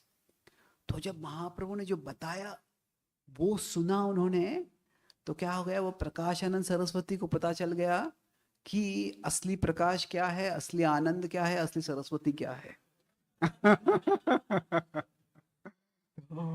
इस तरह से जो उसके बाद में जो मायावादी सन्यासी महाप्रभु का निंदा कर रहे थे, तुम क्या भावुकता के भाव में भावुकता में आकर नृत्य कर रहे हो, वो सारे सन्यासी महाप्रभु के साथ नृत्य करने लग गए। और जो वाराणसी में पिछली बार महाप्रभु जो नहीं प्रेम नहीं फैला पाए थे, वो दूसरी बार आए तो वो फैलाने में यशस्वी हो गए। तो इस तरह से टफेस्ट जगह पे जाके प्रचार करना जो है, इसकी रिस्पॉन्सिबिलिटी महाप्रभु ने ली। तो ये प्रेम का एक मतलब है कि रिस्पॉन्सिबिलिटी लेना। प्रभुपाद जी बोला करते थे कि आप कितने एडवांस करोगे स्पिरिचुअल भक्ति में, कि how much responsibility you take, आप कितनी जिम्मेदारी लेते हो। तो प्रभुपाद जी ने अपने गुरु की जो वाणी थी कि पाश्चात्य देश में जाके प्रचार करो, उसकी रिस्पॉन्सिबिलिटी ली। प्रभुपाद जी अकेले व्यक्ति नहीं थे जिनको उनके गुरुदेव ने बोला था कि तुम जाके प्रचार करो, उनके गुरु भाइयों को भी बोला था उन्होंने, पर प्रभुपाद जी ने वो खुद रिस्पॉन्सिबिलिटी ली उसकी। और वो रिस्पॉन्सिबिलिटी से एक ड्रामेटिक, आज विश्व भर में कृष्ण भावना का मंदिर है, आज कृष्ण चैतन्य महाप्रभु की गौर पूर्णिमा का उत्सव जो है वो सारे विश्व भर में मनाया जा रहा है। तो आखिरी पॉइंट जो है आर्ट एक्रोनिम था, इसमें टी है, ट्रांसफॉर्मेशन। क्या है प्रेम का लक्षण? क्या है? मैं तुम्हारी ओर खींचा जाता हूं, मैं तुम्हारे लिए कुछ करता हूं और तुम्हारे द्वारा मैं परिवर्तित हो जाता हूं। मैं परिवर्तित हो जाता हूं मतलब क्या है कि कई बार रोमांटिक मूवीज में वगैरह दिखाते हैं तो बड़े बड़े लोग प्रेम के लक्षण हो जाते हैं, बट वो कहते हैं कि you make me a better person, कि तुम्हारे कारण मैं परिवर्तित हो जाता हूं। तो जो परिवर्तन होता है वो प्रेम का एक महत्वपूर्ण लक्षण है। तो अभी राधा रानी कैसे परिवर्तित हो जाती है, जिसे बताता है राधा रानी तो वो हमेशा वो कृष्ण का प्रेम है, पर जब उद्धव आते हैं, देखते हैं वृंदावन में कि वो सोचते हैं कि ये कृष्ण ने संदेश भेजा है, मुझे कृष्ण संदेश में पढ़ूंगा, बताऊंगा और चले जाऊंगा। पर वो देखते हैं कि जो राधा रानी की भावनाएं हैं, जो ब्रजवासियों की भावनाएं, किस तरह से कृष्ण के विरह में वो पीड़ित है। तो जब वो देख के उनको लगता है कि मुझ में कुछ कृष्ण प्रेम तो है ही नहीं। जो ट्रांसफॉर्मेशन होता है ये हम सब देखते हैं कि हम कुछ बात करते हैं किसी से, तो अगर ये दूसरों में हम आसानी से देख सकते हैं कि अगर वो किसी के विषय के बारे में बात कर रहे हैं, किसी व्यक्ति के बारे में बात कर रहे हैं, तो उस व्यक्ति के प्रति अगर प्रेम होता है तो फिर उनका चेहरा पूरा खिल जाता है, देयर फेस बिकम्स ब्राइट, उनकी आंखें जीवंत हो जाती है, चेहरे पे बड़ा स्मित आ जाता है। पूरा क्या होता है, जब हम किसी से प्रेम करते हैं, उनके बारे में बात भी कर रहे हैं, तो हमारा चेहरा परिवर्तन हो जाता है, हमारा शरीर परिवर्तन हो जाता है, उत्साह बढ़ जाता है। तो लव ट्रांसफॉर्म्स अस। एक है इमीडिएट ट्रांसफॉर्मेशन होता है जिससे हम प्रेम करते हैं, तो कोई बहुत गंभीर है, मान लीजिए कोई ऑफिस में काम कर रहा है, बहुत काम हो रहा है, और फिर एकाएक वो उसका बच्चा आ जाता है ऑफिस में, अरे तुम यहाँ पे क्या कर रहे हो, तो उनको देख के बड़ा आनंद हो जाता है। तो अभी आनंद नहीं होगा तो कुछ प्रॉब्लम है फिर उसमें तो प्रेम होता है तो ट्रांसफॉर्मेशन होता है, अलग अलग प्रकार से ट्रांसफॉर्मेशन हो सकता है। तो जो राधा रानी जो होती है, जैसे बताया था कि कृष्ण की सेवा के लिए वो इतना सुंदर गुलाब के समान उनका शरीर था, but she was ready to become श्रीवल्ड। अभी चैतन्य चरितामृत में काफी वर्णन आता है कि कृष्णदास कविराज गोस्वामी जो पूर्व कवि है, विद्यापति जो कवि है, उन्होंने जो राधा विरह का भाव है उसके बारे में बहुत लिखा है, बहुत गीत लिखे हैं, और महाप्रभु वह सुना करते थे जब। तो हमारे शिक्षाष्टकम का आखिरी श्लोक है, आश्लिष्य वा पादरतां पिनष्टु माम् आदर्शनां मर्महतां करोतु वा यथा तथा वा विदधातु लम्पटो मत्प्राणनाथस्तु स एव नापरः। तो यहाँ पे क्या बताया जा रहा है कि आश्लिष्य वा पादरतां पिनष्टु माम्। अभी ये बहुत ही विविड लैंग्वेज है, बहुत ही क्रियात्मक क्रिएटिव भाषा है ये। भले ही आप मुझे आलिंगन करो या आप मुझे अपने पैर के नीचे कुचल दो। अभी कृष्ण किसी को अपने पैर के नीचे नहीं कुचलते, राधा रानी को कैसे पैर के अपने नीचे कुचलने वाले हैं? पर ये जो भाव है भावनात्मक स्तर पे है। जब अभी किसी से हमारा प्रेम होता है और हम उनसे बात करने जाते हैं, तो पर वो हमारी ओर देखते ही नहीं, किसी और देख के चले जाते हैं, शायद हमसे नाराज है या कोई भी कारण है। तो that little neglect can feel like being trampled under foot. थोड़ा सा ध्यान न देना, ऐसे लगता है पैर के नीचे कुचला जाना है। आश्लिष्यवा पादरताम पिनष्टुमाम। अब ये पादरताम पिनष्टुमाम है, इसके अनेक अर्थ है कि जब कृष्ण वृंदावन से बाहर जा रहे होते तो तभी गोपियां रथ पे बैठे होते, अक्रूर के रथ पे बैठे होते हैं, और गोपियां क्या करती है, वो रथ के सामने लेट जाती है, राधा रानी उसके सामने लेट जाती है। तो वो भाव क्या है कि आप जाओगे उसके पहले हमारा जीवन चला जाए। और उस तरह से जो जगन्नाथ का रथ होता था, कई बार जो लोग भक्त होते, भक्त नहीं, जो लोग, कुछ लोग वो जगन्नाथ के रथ के सामने कूद जाते थे, सोचते कि अगर जगन्नाथ के सानिध्य में हमारा जीवन हम त्याग देंगे तो हमको जगन्नाथ जी की प्राप्ति हो जाएगी। सनातन गोस्वामी वैसे करना चाहते थे, पर महाप्रभु ने उनको रोक दिया। तो पादरताम पिनश्रुमा, वो भगवान खुद नहीं कुचलेंगे, पर भावनात्मक स्तर पे है, और भगवान के रथ के सामने वो रथ हमें कुचल देगा। तो पादरताम पिनष्टुमाम आदर्शनाम मर्महताम करो तुवा। तो एक है कि हम किसी से मिलते हैं, वो बड़े पसंद होते हैं, हमको आलिंगन करते हैं। दूसरा है मिलते हैं पर वो हमारे को देखते ही नहीं है। तीसरा है वो मिलते ही नहीं है हमसे। तो क्या है, प्रेम में अलग अलग संभावना है। तो आदर्श नाम, जब मिलते ही नहीं तो क्या होता है, मर्महताम, ऐसे लगता है कि हृदय ही टूट गया है। तो राधा रानी जब कृष्ण से मिलने का प्रयास करती थी, कृष्ण से जब कृष्ण वृंदावन में भी थे, तो जब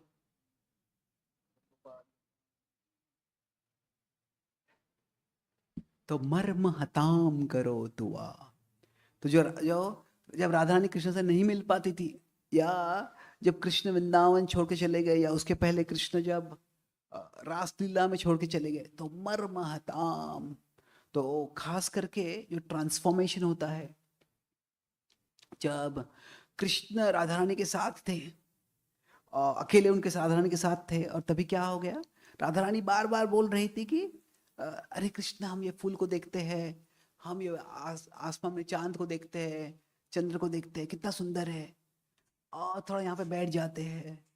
तो फिर बाद में तो राधा रानी सबको वो धीरे करना चाहती थी ताकि बाकी सखियां मिल जाए, उन तक पहुंच जाए। फिर राधा रानी ने कहा, हे कृष्ण, अभी मैं थक गई हूँ, अभी मैं चल नहीं सकती। तो अभी जब राधा रानी ने ये बोला, तो उनका भाव ये था कि कृष्ण और वो हम वहीं पे एक पेड़ के नीचे बैठ जाएंगे। पर कृष्ण ने वो उल्टे भाव से ले लिया, बोले कि अभी ये तो अभी ये तो जंगल है, यहाँ पे मैं तुम्हारे लिए एक पालकी नहीं ला सकता, इसीलिए तुम मेरे पीठ पे बैठ जाओ और मैं तुमको उठा के लेके चलता हूँ।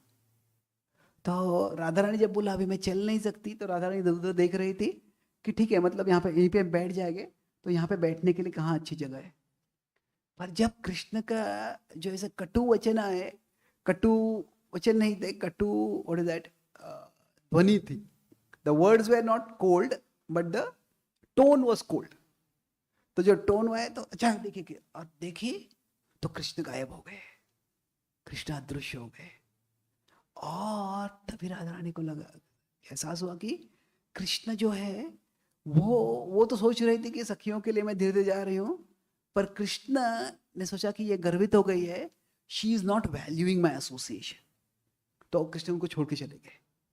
तो तभी राधा रानी जब कृष्ण चले गए वहां से, तो इधर उधर बोलने लग गई, ढूंढने लग गई, चिल्लाने लग गई कृष्ण के लिए, पर कहीं कृष्ण नहीं मिले।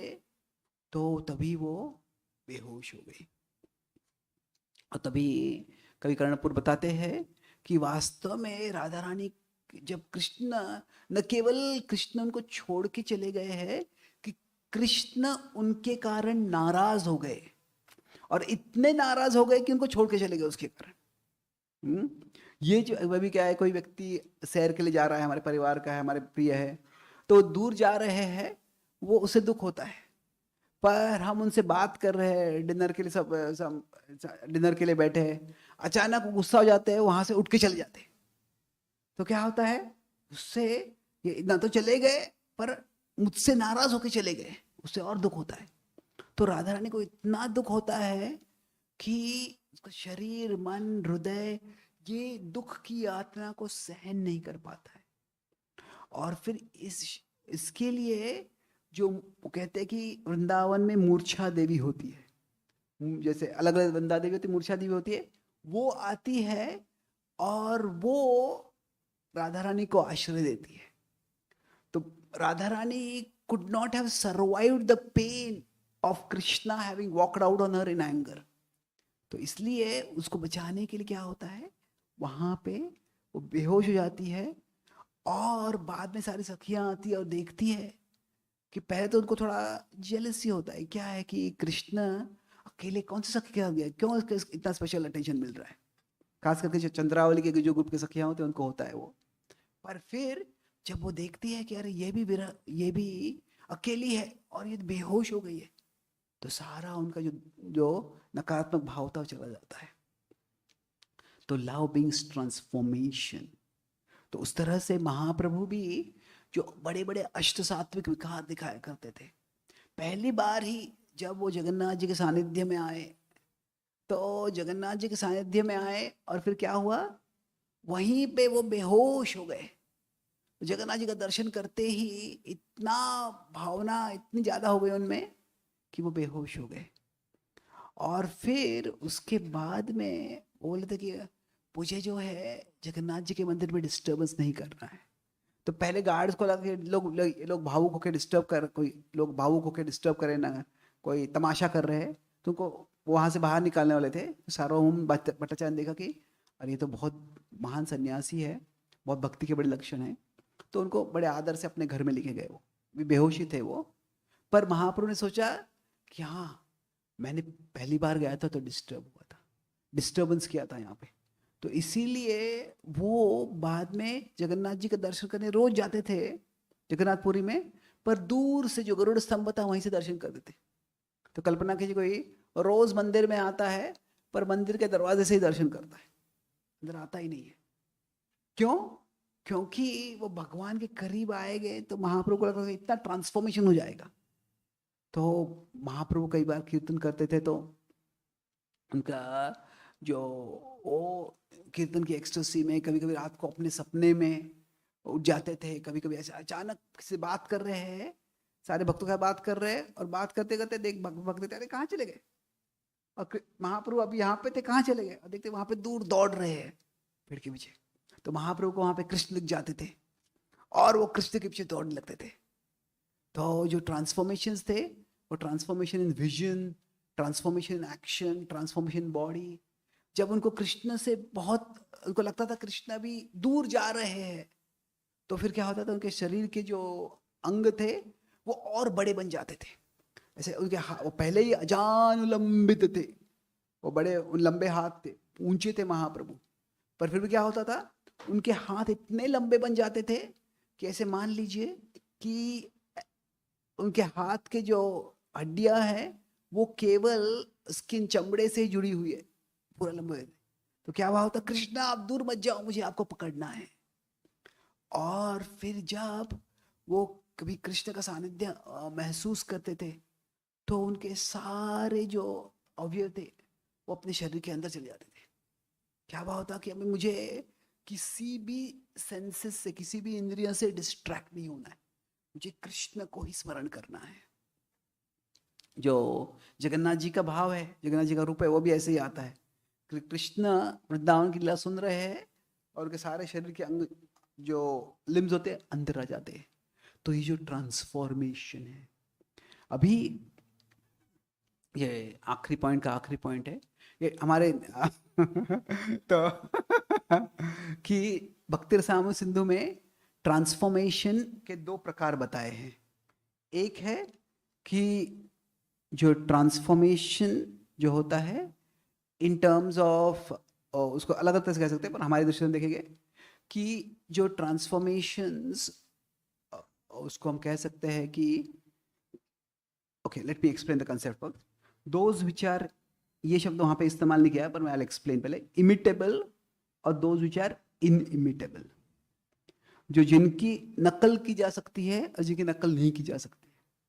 अब वहां पे जिस तरह से बताया कि these these come and go, कुछ कुछ परिवर्तन होता है वो आता है और जाता है, और कुछ जो होता है वो लास्टिंग होता है।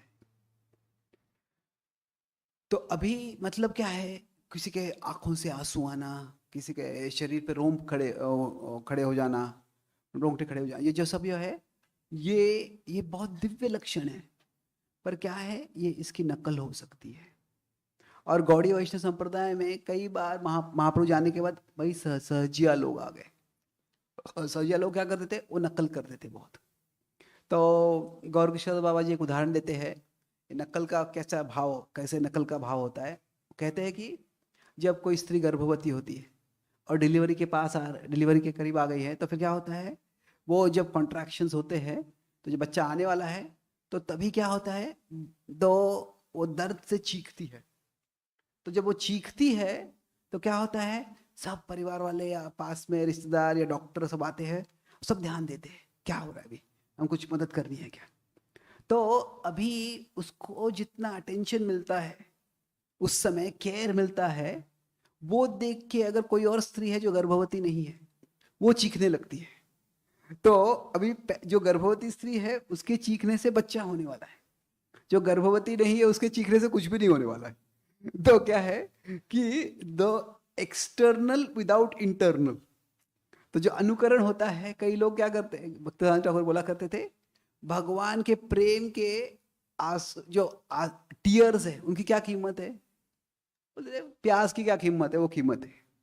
तो प्याज क्या है, आप थोड़ा प्याज लेके आ जाओ, आंखों के सामने लगा आंसू आ जाएंगे, लोगों को लगेगा बड़े भक्त इतने सारे आंसू आ रहे हैं। तो ये अभी ये अगर इंटरनल सब्सटेंस है, अंदर भाव है, और फिर वो शरीर में परिवर्तन हो रहा है, तो वो सत्य है।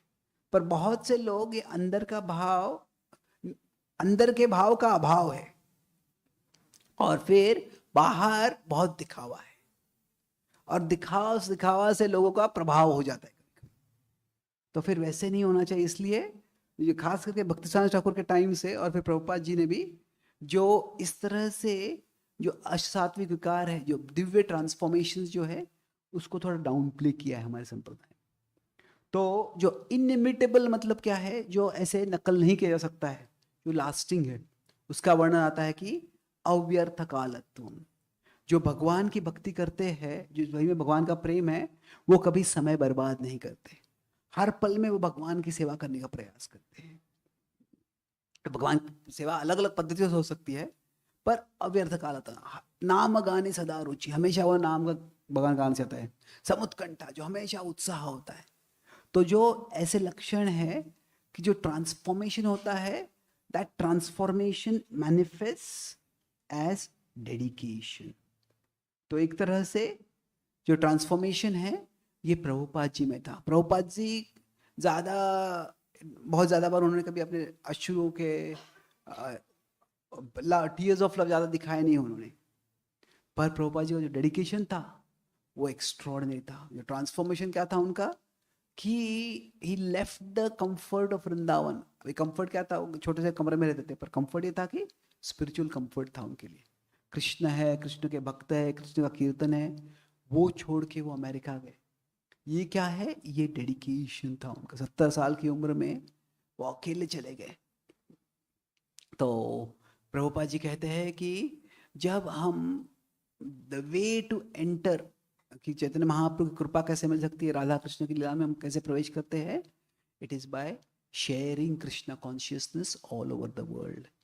जब हम कृष्ण भावना का प्रचार करते हैं, कृष्ण भावना का प्रचार करने के लिए समर्पित होते हैं, तो जो ट्रांसफॉर्मेशन हमें जो हो जाएगा, तो फिर वह लक्षण है कि हमें महाप्रभु की लीला में जो ऑनगोइंग चल रही है उनके संप्रदाय के द्वारा, उसमें हमें भी एक रोल मिल गया, भूमिका मिल गई है, हमें महाप्रभु की कृपा मिल गई है।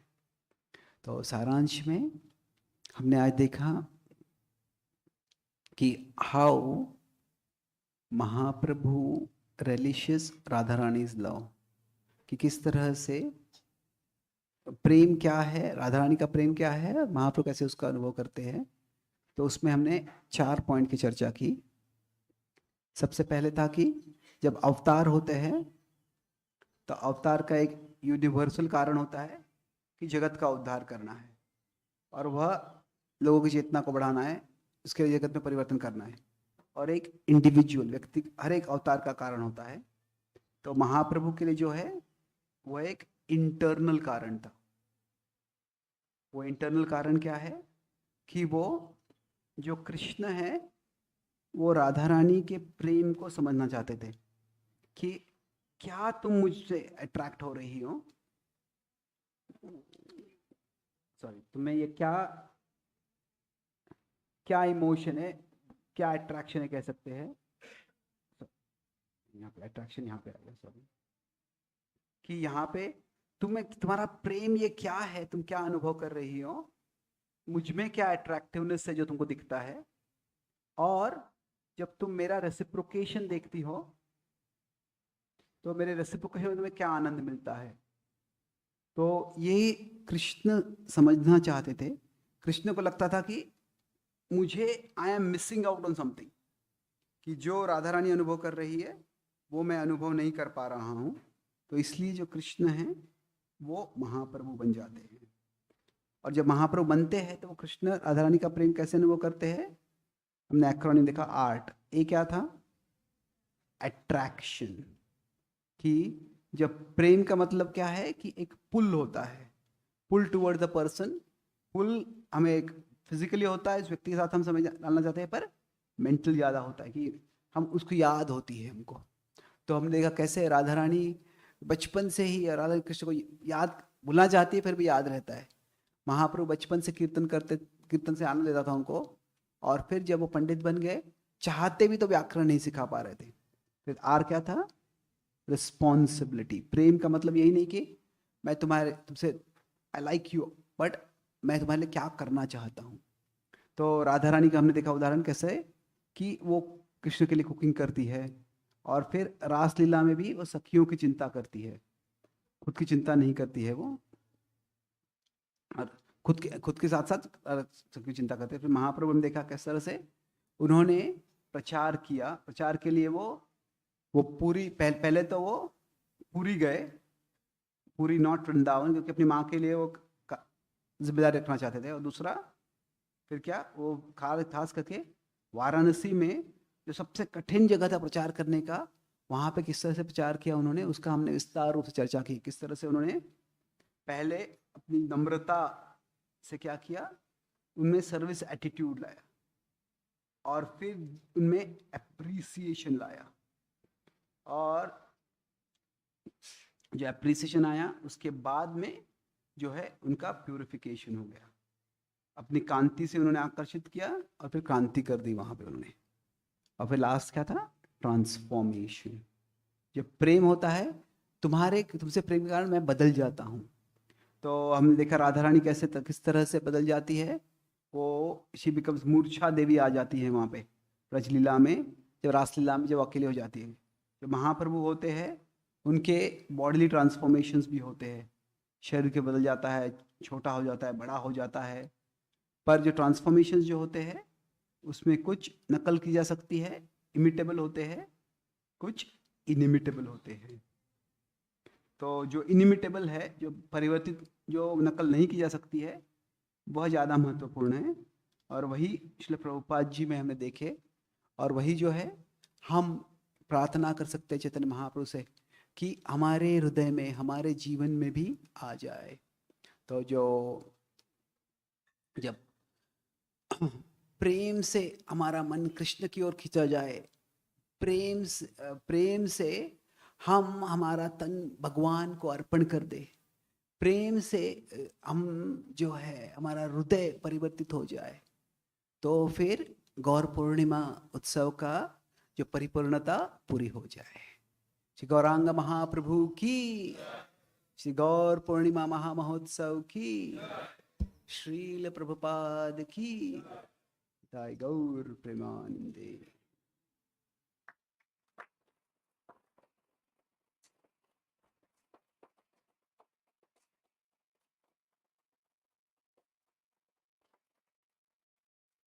श्रीमान चैतन्य चरण प्रभु की। तो आज शाम को 6:30 बजे से 4:30 बजे से कीर्तन होगा, 7 बजे अभिषेक होगा।